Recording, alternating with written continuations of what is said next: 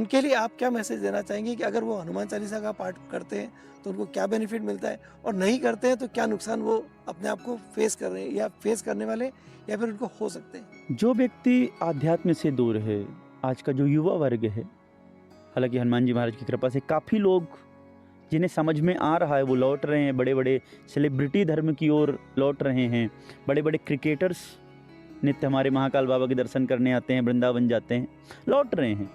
पर फिर भी कुछ लोग जो अपने आप को मॉडर्न दिखाने की कोशिश कर रहे हैं, उन्हें शायद मॉडर्निटी का सही से अर्थ नहीं बताया गया कि मॉडर्न होना क्या है।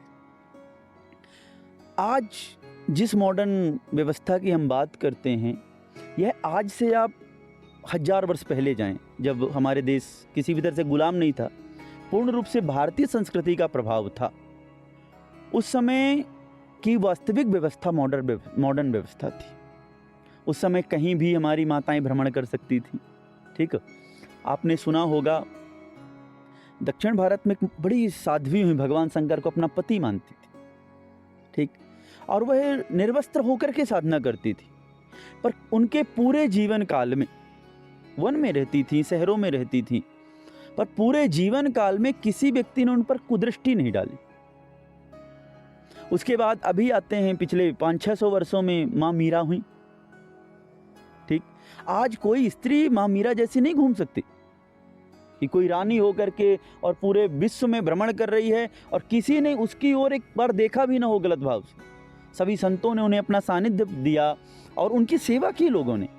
वो वास्तविक मॉडर्न व्यवस्था थी, जहाँ हर व्यक्ति सुरक्षित था। ठीक, जहाँ हर सोच को स्वीकार किया जाता था। हमारा भारत तो धार्मिक देश है। ठीक है, आज तक विश्व में जितने भी लोग धर्म की चर्चा करते हैं, उनमें हर व्यक्ति कहीं ना कहीं सूत्र धर्म से ही लेता है। ठीक है, उदाहरण के लिए हम आपसे कहते हैं कि जैसे भारत में 4 धर्म प्रमुख बताए जाते हैं। जैसे हिंदू एक धर्म व्यवस्था है, बौद्ध व्यवस्था है, जैन निजम व्यवस्था है और सिखिज्म व्यवस्था है। सभी के अपने अपने सूत्र हैं। जैसे सिखिज्म बात करता है सेवा ही परमो धर्म, सेवा करना, गीता जी में भगवान ने कहा।